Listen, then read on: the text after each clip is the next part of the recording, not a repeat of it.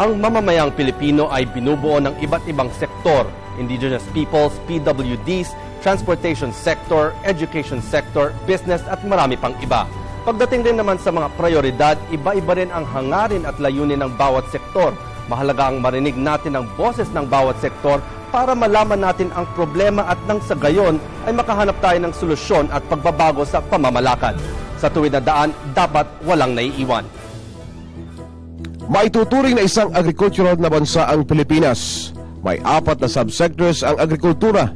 Ito ang pagsasaka, pangingisda, livestock at forestry. Karamihan ng nakatira sa mga probinsya ay umaasa sa agrikultura. Halos 40% ng labor force ay nasa agrikultura at nag-aambag ng 20% sa gross domestic product ng bansa. Ayon sa mga pag-aaral, malaki ang parte ng agricultural sector sa pag-unlad ng ekonomiya ng isang bansa. Ito ang nagbibigay ng pagkain sa tao. Raw materials na gagamitin naman para makagawa ng iba pang produkto. Ang agrikultura ay nakatutulong dahil din sa pag-export ng mga produkto at nakapagbibigay rin ng trabaho sa malaking bahagi ng populasyon. Sa kabilang dako, mula sa agrikultura, dumako naman tayo sa transportasyon. Public buses, jeepneys, tricycle, taxi, tren. Ilan lamang ang mga ito sa ginagamit na pang-araw-araw na pampublikong transportasyon ng mga Pilipino. Ang sektor ng transportasyon ang nangunguna sa paggamit ng oil-based energy. Sa taas-baba ng presyo nito, apektado ang transportasyon at ito ang pangunahing hinaing ng mga tsuper. Sa fourth quarter ng 2012, tumaas ng mahigit 6% ang ekonomiya ng bansa. Isa ito sa target ng tuwid na daan. Subalit hanggang sa ang sektor nararamdaman ang pagtaas na ito. Bagamat masasabing may ambag ang iba't ibang sektor, gaya ng agrikultura at transportasyon sa maraming hamon na kinakaharap ng mga sektor na ito. Mga hamon na dapat masugpo para makamit ang tuwid na daan. Ako si Robert Tan at kayo'y nanonood ng paghahanda para sa Hatol ng Bayan. Kamakailan ay nagkaroon tayo ng mga panauhin mula sa sektor ng urban poor at vendors. Ngayong araw naman, tatalakayin natin ang hangarin at saloobin ng mga kinatawan ng iba pang sektor. Makausap ni Cathy San Gabriel ang isang kongresista at mga kinatawan mula sa sektor ng transportasyon at agrikultura. Cathy? Maraming salamat, Robert, at magandang araw po sa inyong lahat. Ako si Cathy San Gabriel. Gaya ng nabanggit na ng aking kasamang si Robert Tan, ang isang kongresista mula sa Batangas, magsasaka at tsuper ay may sari-sariling inaasahan sa eleksyon. At yan ang pag-uusapan natin dito sa pagbabalik ng paghahanda para sa Hatol ng Bayan.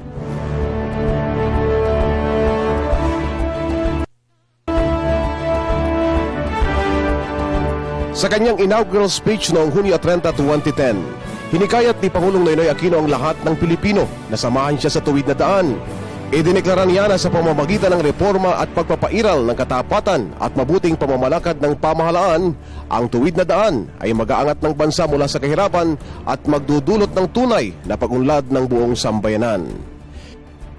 Ilan sa kanyang mga pangako sa mamamayan ay pagsupil sa korupsyon at lahat ng uri ng katiwalian sa pamahalaan, mataas na kalidad ng edukasyon, serbisyong pangkalusugan, marangal na trabaho at kabuhayan, tunay na kalinga sa mga magsasaka, tirahan sa ligtas na komunidad, at pagpapaunlad ng infrastruktura sa transportasyon, turismo at pangangalakal.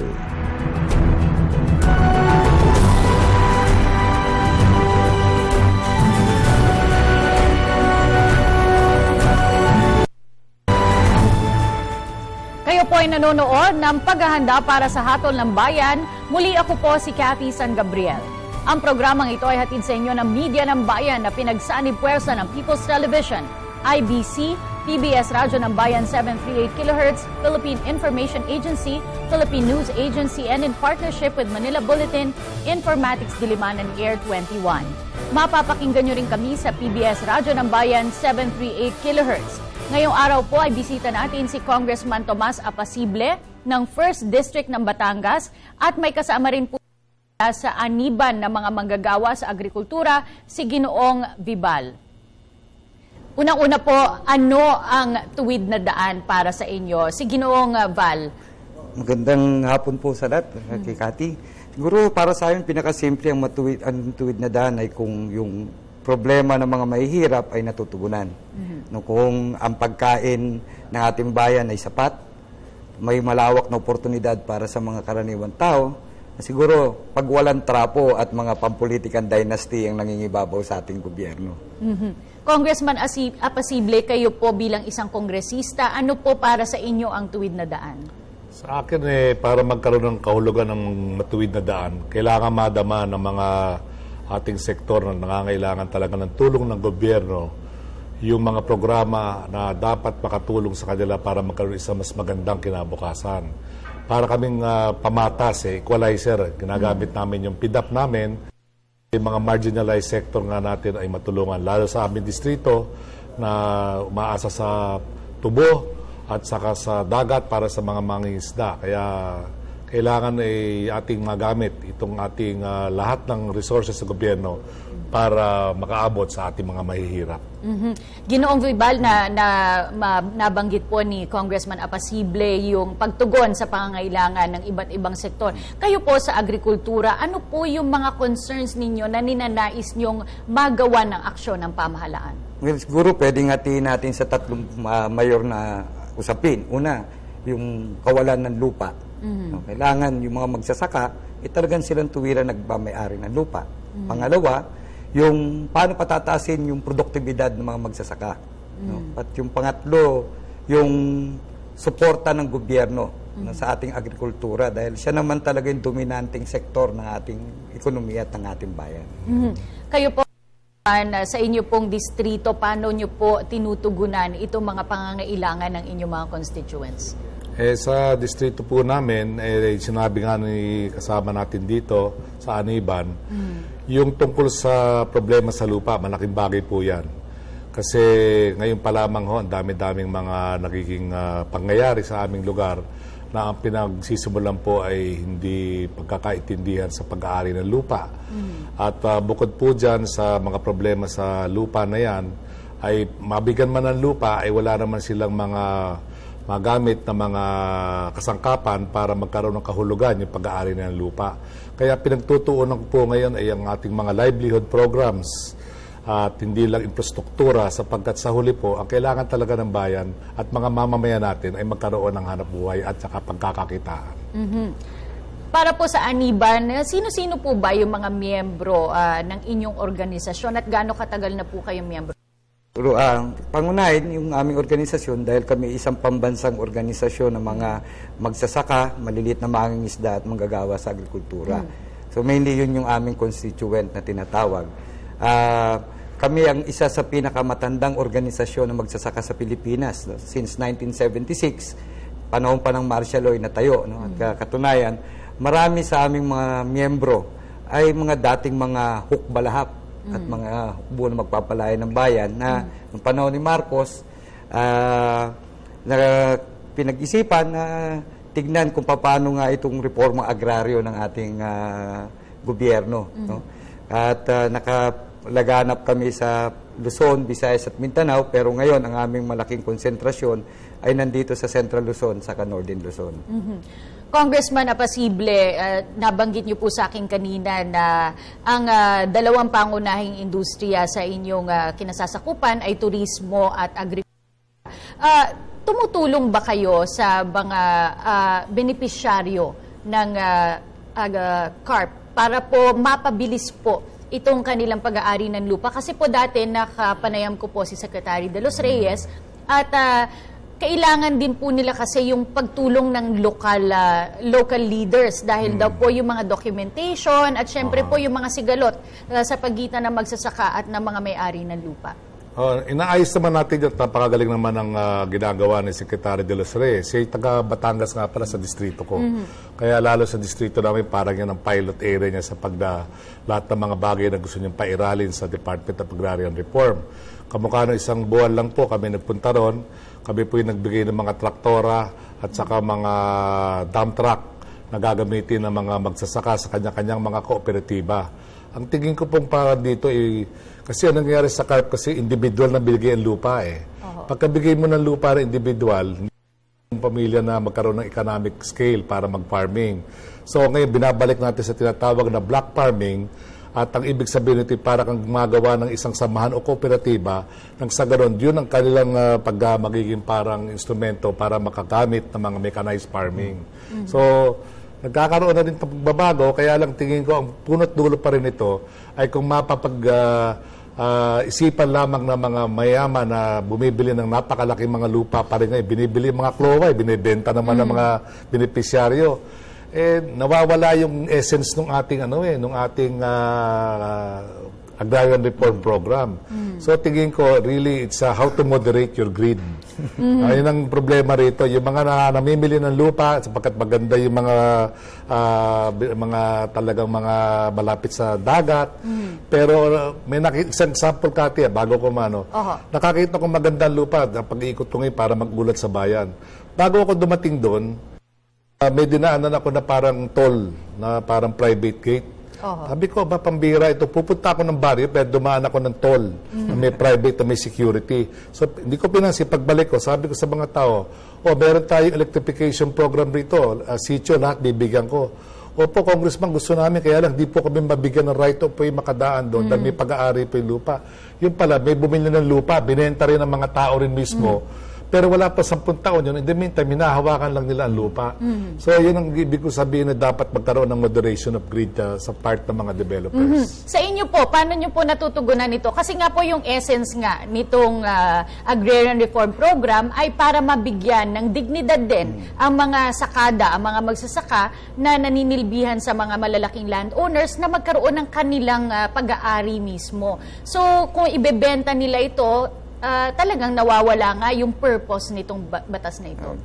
Yung sinabi nga ni Tom kanina, tama yun. Agraryo naman kasi, isang component lang yung pamamahagi ng lupa.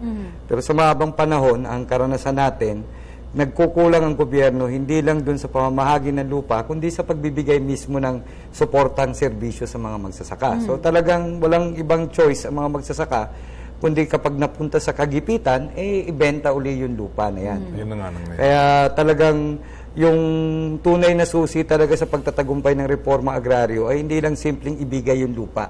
Dapat ibigay yung sapat na suportang serbisyo katulad ng mekanisasyon, katulad ng pagbibigay ng bini, hanggang sa makaahon yung maliliit na magsasaka doon sa kanyang kahirapan.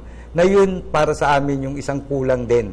At itinutulak nga namin yan sa Department of Agriculture at sa DAR. Hindi lang sa DAR kasi tingin namin, hindi lang DAR ang dapat na nagbibigay ng ganyang suporta, kundi mismo yung ating kagawaran sa agrikultura. Alright, marami pa po tayong impormasyon na tatalakayin mula sa mga bisita ngayong araw sa pagbabalik po yan ng paghahanda para sa Hatol ng Bayan.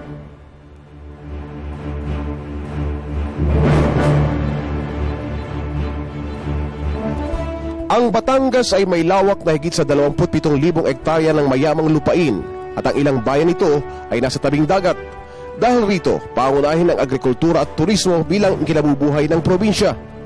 Ayon na mismo sa pamahalaan ng probinsya ng Batangas, malaki ang ipinagbago ng paggamit ng lupa sa probinsya mula noong taong 1946 hanggang 1981 mula sa pangunahing agrikultural na paggamit.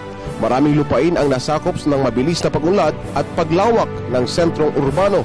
Mula 1981 naman hanggang sa kasalukuyan, natuon ang paggamit sa lupa mula sa pagiging komersyal na sentrong urbano hanggang sa mabilis na paglago ng mga sentrong industrial. Maigting na hinanakit dito ng mga magsasaka, mangingisda at manggagawang agrikultural na ang kanilang mga kabuhayan sa lupa at dagat ay mabilis na nilalamon ng malaking industriya at negosyo. Hinihimok nila ang pamahalaan na magkaroon ng comprehensive land use policy na magtutuwid ng daan upang maprotektahan ang agrikultura, kagubatan at buong kapaligiran ng probinsya at ang lahat ng mamamayang umaasa rito para sa kanilang ikabubuhay.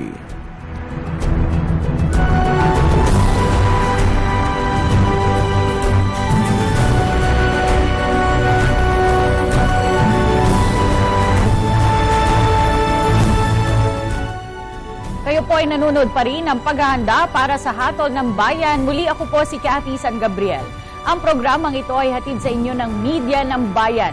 Mapapakinggan nyo rin kami sa PBS Radyo ng Bayan 738 kHz. At kasama pa rin po natin sina Congressman Tomas Apacible ng unang distrito ng Batangas at si Val Vibal ng Aniban ng mga manggagawa sa agrikultura.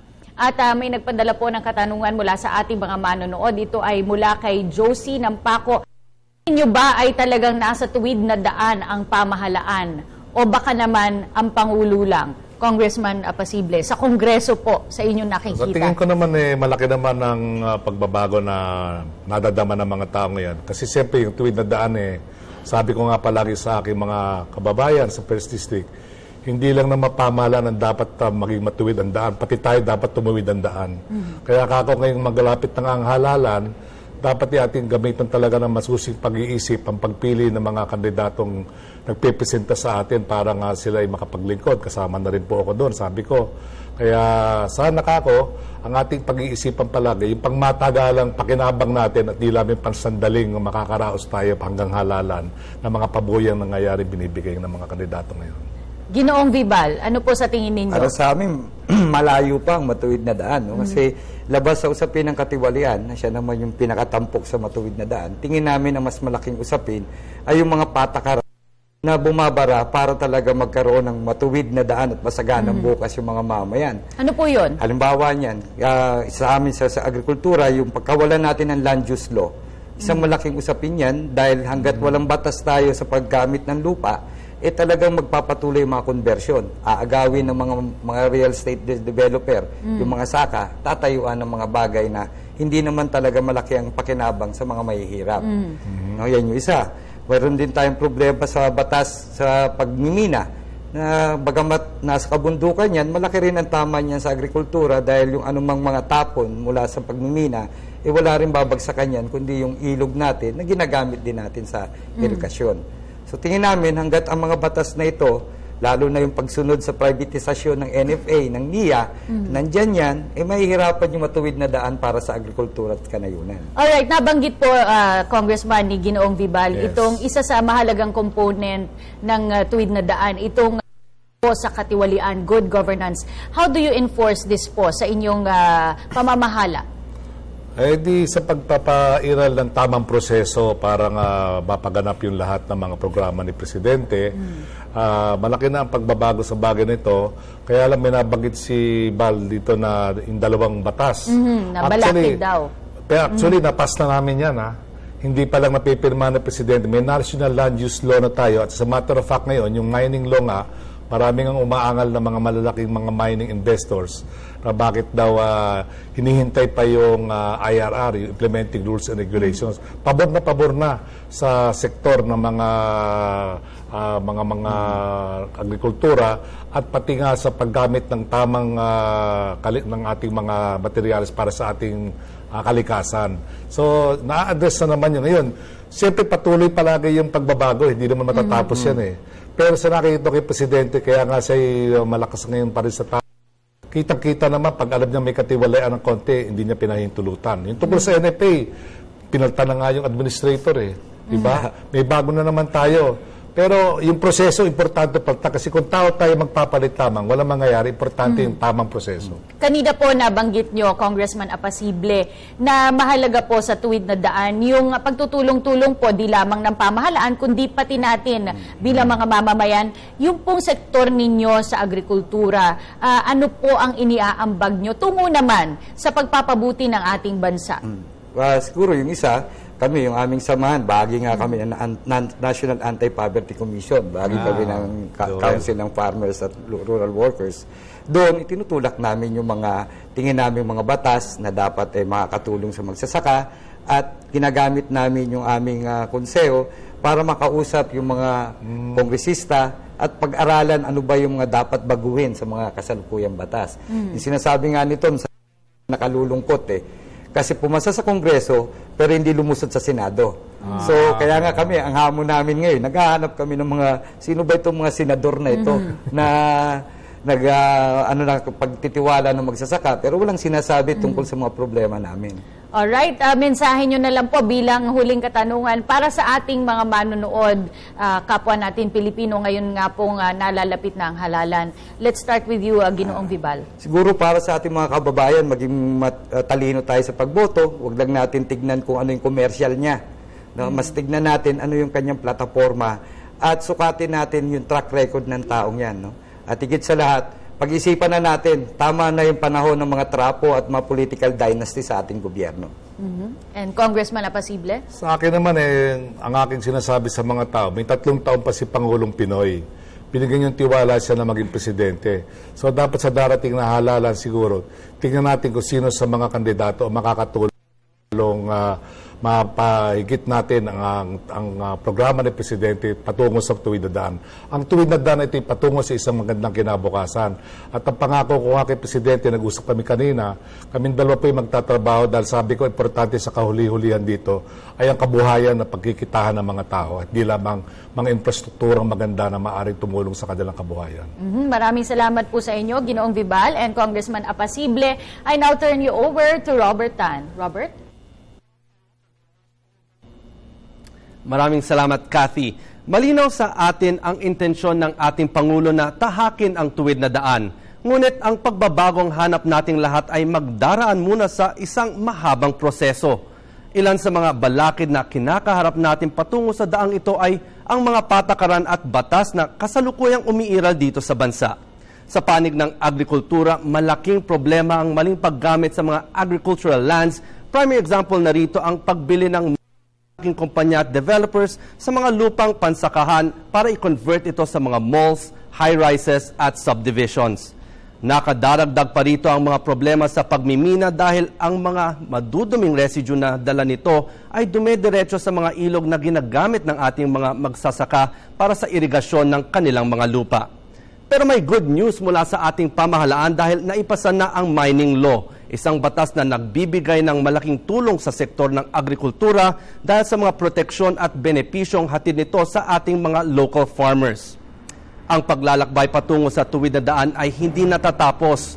Nangangailangan ito ng puspusang tiyaga at pagiging bukas sa pagbabago. Sa aming pagbabalik, makakasama tayong representatives mula sa transportation sector. Huwag kayong aalis, ito ang pag-aanda para sa Hatol ng Bayan.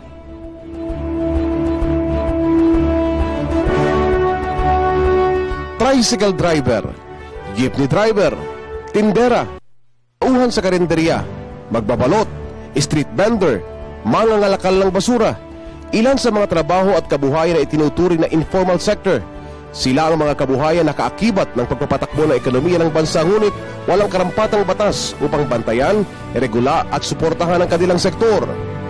Sa kadahilan ng sila ay hindi napapatawan ng direktang buwis, hindi ibinibilang sa Gross National Product o GNP ng bansa at hindi itinuturing na formal na empleyo o negosyo, madalas na isasantabi sa programa ng gobyerno ang pagkilala at pagpapayaman ng kanilang kabuhayan pati na rin ang kawalan ng proteksyon sa mga manggagawang ito.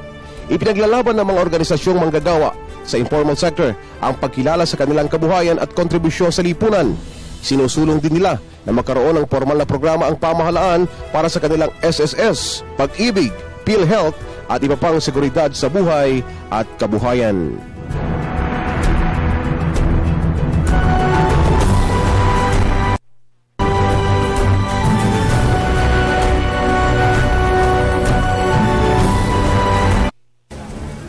Sa palagay ko, ang ibig sabihin nun walang corruption, tuloy-tuloy ang pamamahala, walang mga aluman niya, ganyan. Basta ang alam ko, mabuting pamaraan ng pamahalaan. Wala pong anomalya, walang mga lagay-lagay, at tamang pamamahala.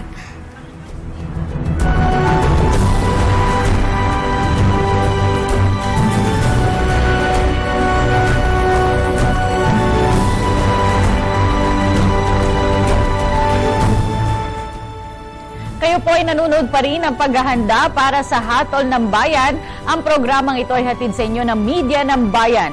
Mapapakinggan nyo rin kami sa PBS Radyo ng Bayan 738 kHz. At may makakasama naman po tayo ngayon mula sa sektor ng transportasyon. ang Secretary General ng Pagkakaisa ng Manggagawa sa Transportasyon, si Ginoong Larry.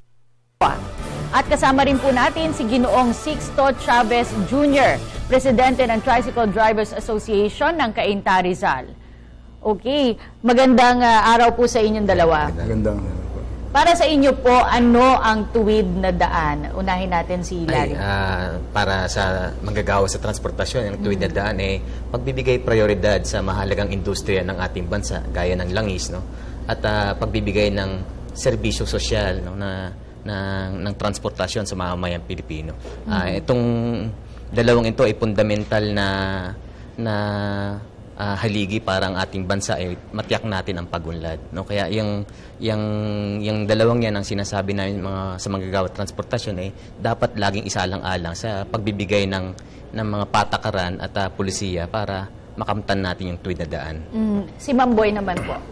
Para po sa akin, ang tuwid po na daan, napakaganda po sanang mapakinggan. Kaya lang po, sa amin pong mga driver sa tricycle, ay hindi po namin maramdaman yung kaganda ng tuwid na daan kasi po sa sobrang hirap na amin dinaranas. Ano po yung mga hirap na yon? Maaari niyo po bang iparating sa amin yung mga ninanais niyong aksyonan ng pamahalaan? Ang inaangad po namin sana po sa sobrang hirap ng hanap buhay namin sa kalsada, sa pagta-tricycle, mahina lang po ang kita namin, pero napakamahal po ng gasolina. Sana po matulungan kami ng pamahalaan na magkaroon man lang ng pagbaba yung gasolina kasi po wala na po halos kami natitira sa aming kinikita para sa aming pamilya. Ito pong presyo ng gasolina, alam po natin na deregulated na po kasi yung oil industry and ano po yan, yung presyo po ng crudo ay kontrolado po ng supply and demand. So, Larry Pascua, paano nyo po inaasahang aksyonan ng pamahalaan to? Kasi I'm sure sa transport group po, sa inyo po, napakarami pong sektor ang kasali sa inyong samahan. Oo nga, no, Kati, kasi yan ngang batas na yan ang nagbibigay dahilan para doon sa mga private companies, ng mga big companies na ito sa industriya ng langis, ang nagbibigay ng mas malaking tubo para sa kanila, no. Dito binibigay ng pamahalaan na yung industriya natin, yung ating ekonomiya, isalang-alang sa mga kumpanyang ito. So, tingin po namin itong bagay na to ay dapat maging ma-reverse ng ating gobyerno kasi hindi tayo uunlad kung ang ating enerhiya at itong langis ay kontrolado ng mga iilang kumpanya. At tingin namin kung mananatili ito, ay lalo tayo mapag-iiwanan sa rehiyon ng pagunlad, no? Kasi ito yung magmumotor ng ating pagunlad. Ganitong industriya ay malamang talaga hindi tayo umabot dun sa finish line ng pagunlad na tinatarget din ng ating gobyerno. So ang ninanais nyo po ay intervention ng pamahalaan at pag-reverse ng deregulation. Meron na kasi marami ng pag-aaral dyan, Kati, no? Since 1998 until now, kung ilang beses nang tumaas at bumaba, no? Yung pagtaas ay mas maraming beses pa yan na mula sa, kung naalala ko pa, mula sa 18 pesos hanggang ngayon ay 55 na ang gasolina. So malaking-malaki na yung tinaas nito. Kaya yung inflation nito sa presyo sobrang layo na rin, no? Kaya mahalaga na ang gobyerno tignan ng industriyang ito na paano niya to muli maibibigay sa kanyang pangalaga at paano nito matitiyak yung industriyang ito ay magsisilbi mismo sa sektor ng mga manggagawa sa transport at sa masa rin. No? Mang Boy, gusto ko pong maintindihan na mula sa inyo. Ikwento nyo nga po sa amin sa inyong araw-araw na pagbibiyahe. Magkano po ang inilalaan nyo para sa gasolina at magkano ang ikinikita nyo at gaano katagal nyo bago kitain yun? Ilang oras sa tingin nyo po? Mahaba-haba pong oras yung kumita kayo ng 200 sa isang araw po. Magsisimula po kayo ng alas 5 ng maga. Matatapos po kayo ng alas 7 ng gabi. Ang gastos po namin sa gasolina sa isang araw na ubos namin, 150 po. Meron pa po yun na Yung ano po sa may-ari ng tricycle, Yung boundary po. boundary po, 120. Ang matitira lang po sa amin, 200 para sa pamilya. Dahil sa sobra po taas ng gasolina, mababa naman po yung pamasahe. Hindi naman po tumataas yung pamasahe. Pagkos bumababa. Kayo nakikitang pagtataas ng pasahe sa mga susunod na linggo o araw? Wala po kaming nalalaman na itataas po pamasahe, pero po yung gasolina, panay po ang taas. Aside from yung po, yung presyo ng langis, Larry, ano pa yung ibang mga concerns ng inyong sektor? Kati yung yung mga karapatan din ng mga manggagawa sa transportasyon, no? Alam din naman natin na naipasa na yung kasambahay bill, no? Tinitignan natin na mahalaga ring aspeto ng ating pamumuhay, yung mga kasambahay natin. Pero yung mga manggagawa sa transportasyon, hanggang ngayon wala tong batas, no, na nagbibigay proteksyon. Kaya't dito vulnerable ang ating mga manggagawa sa transportasyon. Wala silang PhilHealth, no? Mataas yung health risk, no? Wala rin silang mga mga educational sa mga kanilang anak, no? All in all, walang yung buong framework ng gobyerno para sila ng protection at iangat yung buhay nila. Walang ganong plano, no? So malaking sa amin sa pagkakaisa ng manggagawa sa transportasyon, inuulit-ulit namin to na kailangan din magpasa ng batas para magtiyak ng kabuhayan at protection nila para maiangat natin yung kanilang buhay, no? Kasi alam natin na sinasabi ng mga ating mga ekonomista na mahalagang papel ng mga transport, no, ang industriya ng transport, at lumalaki rin ang ambag nito sa kabuang produksyon, no, kita ng ating gobyerno. Pero yung kanyang yung kanyang pagpaplano paano pauunlarin at bibigyan protection, wala naman tong binabanggit, no? Ang madalas infrastruktura, pagpapasimento, panibagong mga daan, di ba? At pero hindi po ba mahalaga rin po yun sa transport? Magandang daan, kasi kung pangit po rin yung mga daan, madali po masisira itong inyong mga sasakyan at dagdag gastos pa rin po sa inyo yun. Tama. Pero pero ang malaking pondo nga na linalaan nila at pinangungutang pa ng gobyerno doon sa mga infrastructure, no? Pero yung paano bibigyan ng plano, ng konkretong plano talaga ang mga informal workers, no? Particularly yung mga transport workers, walang pagpaplano ng ganon, no? So, yan yung gusto rin namin maipasa yan sa Kongreso, itong darating na Kongreso sana, mapaglaanan nito ng pansin, no? Ang tuwid na daan para sa transportation sector, ipagpapatuloy po natin ang ating talakayan sa pagpapatuloy ng paghahanda para sa hatol ng bayan.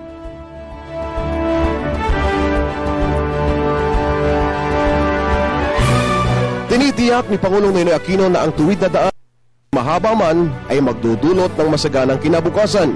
Sa bisa ng Executive Order No. 43, itinatak ng pamahalaan niya sa Philippine Development Plan para sa taong 2011 hanggang 2016 ang batayang larangan ng pagsasakatuparan ng makabuluhang pagbabago. Ito ay ang malinis at tapat na pamamahala na may partisipasyon ng mamamayan, pagbaba ng kahirapan at pag-angat ng kapangyarihan ng mga mahihirap, mabilis at sostenidong kaunlarang pangkabuhayan para sa lahat, katarungan at kapayapaan at pangingibabaw ng batas at pangangalaga sa kabuuan ng kapaligiran at pag-angkop at paghupa ng pagbago ng klima.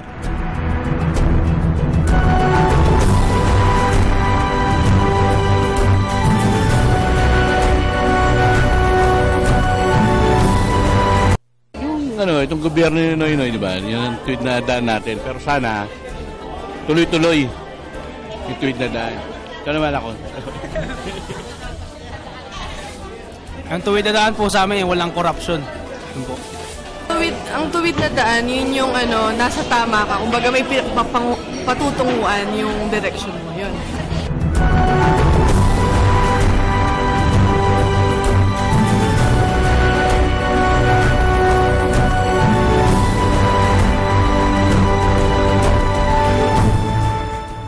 nagbabalik ang paghahanda para sa hatol ng bayan, hatid sa inyo ng Media ng Bayan. Kami po ay napapakinggan nyo rin sa PBS Radyo ng Bayan 738 kHz at kasama pa rin po natin si Ginoong Larry Pascua ng Pagkakaisa ng Manggagawa sa Transportasyon at si Ginoong Sixto Chavez Jr. ng Tricycle Drivers Association ng Cainta Rizal. May tanong po tayo mula sa manonood. Chacha ng Fairview, bakit may mga jeepney drivers na hindi sumusunod sa batas trapiko gaya ng loading and unloading spot? Siguro si Ginoong Larry. Marami nga pong mga public utility drivers ang hindi po sumusunod. Oo nga, medyo kapansin-pansin din yan. Pero, Kati, kasi yun nga, no, dahil ang mga driver ay nakikipasada lang at kung minsan natetempt din yung mga driver na pagka nandyan na ang pasahero, kahit alanganin nga magsasakay para lang ring kumita, no? Pero kasi nandun yung psyche ng sila sa kalsada nakikipagkompetisyon sila sa bawat isa, no? At kaya naguunahan at kailangan din talagang makuha yung pasahero. Pero yun nga yung kasi yung transport industry natin, no, itong ating mga kamanggagawa sa transportasyon, ang kanila kasing eskema o yung mentalidad nila negosyo, no? Kailangan nilang kumita, kailangan nilang mag-survive din, pero sa ganyang proseso nga natetempt sila na magsakay, magbaba kahit sa alanganin lugar, no? Pero ang punto ko lang, Kati, kasi dahil nga ang industriyang ito ay dapat nasa kamay talaga ng gobyerno bilang serbisyo, no? Para mas mabibigyan nating protection din yung mga mananakay, no? Para hindi rin talaga aabuso yung mga driver na to.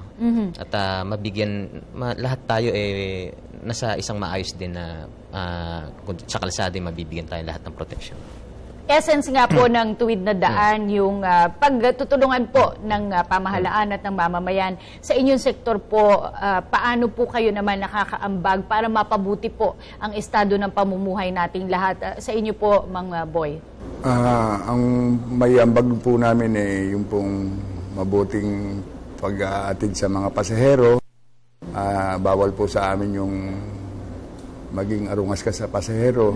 Kasi po bawal po yun. Tsaka po kailangan yung kasuotan mo, yung pang-ayos mo, maging maayos na parang Bawal po, marami pong bawal sa aming batas na sinusunod namin. Bawal po nakashort. Sa inyo pong samahan sa Cainta? Sa buong Cainta po yun. Bawal po yung nakasando. Hindi po pwedeng maningil ng sobra kasi po may parusa. Alright. Yun Mabuti po yun. Sa inyo po, Larry. Makwento ko lang, Kati. Kasi kanina sumakay ako doon sa aming miyembro na taxi driver na taga MGE. Kwento niya sa akin kanina na mayroon na iwan na $200,000 US dollar. Laki nun. Malaking pera. Dahil linggo, dadalhin niya sana to sa isang istasyon ng radio station. Pero dahil nga linggo, hindi siya umabot. No? Eventually, pag garahe niya, nandun na yung nakaiwan ng pera, no? Ako lang ipunto, Kati, no? Ang mga kalakhan pa rin ng mga manggagawa sa transportasyon ay honest, no? Bagamat may mga ilang aksidente, yun ay dahil nga doon sa paghahabol ng kita. Pero doon nga sa kwentong yun, talagang makikita mo sa laking halaga nun, hindi nagawa niyang isoli yun ni kumuha ng isang pirasong dolyares, hindi niya nagawa, no? Alright. Huling tanong na lang po, very quickly, mensahe niyo po sa ating mga manonood, mga kasama niyo sa transport sector ngayon pong darating na halalan, Mang Boy. Ang inaalam po namin mga tricycle driver, yung pong tuwid na daan na sinasabi po ng ating mahal na Pangulo, sana po ay maramdaman namin yun at magawa ng paraan yung pagbabaman lang ng bilihin ng gasolina para po naman makadagdag sa panggaso sa aming mga pamilya. Yun lang po ang may ko. Larry? Siguro, sa mga transportasyon, no? Piliin natin yung kandidato na ang kanyang panuntunan ay una ay pagbibigay serbisyo, no? Hindi negosyo. Pangalawa, yung titindig na muling ibasura na tong oil deregulation law, no? Kasi itong batas na to hindi nagbe-benefit hindi lang ang industriya ng transportasyon, maging yung buong masa, no? Ikatlo, sino yung nagtataguyod ng mga karapatan at kagalingan natin? Siguro yung tatlong pamantayan na yan ang gusto nating ibahagi sa mga tagapanood ng programang ito. Maraming salamat sa inyo, Larry, Mang Boy, sa pagbahagi ninyo sa amin ng mga impormasyon at update patungkol po sa inyong sektor. Puntahan po natin si Robert para sa buod ng bahaging to. Robert? Salamat, Kathy. Katulong sa pagkakaroon ng matuwid na daan ang mga batas na ipinatutupad ng pamahalaan at ang mabuting serbisyo na ibinibigay ng mga drivers sa kanilang mga pasahero. Ang kalakaw sa transportasyon ay honest dahil may mga pagkakataong nasusubukan at napapatunayan ang kanilang pagiging tapat sa serbisyo. Huwag kayong alis, ito ang paghahanda para sa Hatol ng Bayan.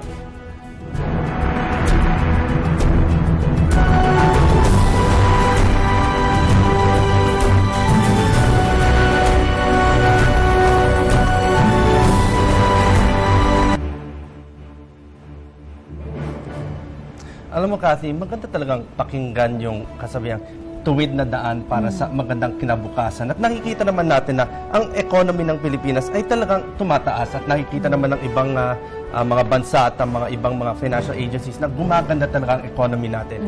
Ngunit ito nga, sa mga kwento ng mga ating bisita, parang somewhere along the way, nagkakaroon ng harang at dahil hindi daw nila nararamdaman itong pag-unlad ng ating ekonomiya. Oo nga, ito ang napag-alaman natin sa ating mga diskusyong isinagawa ngayong araw, Robert, no? Ito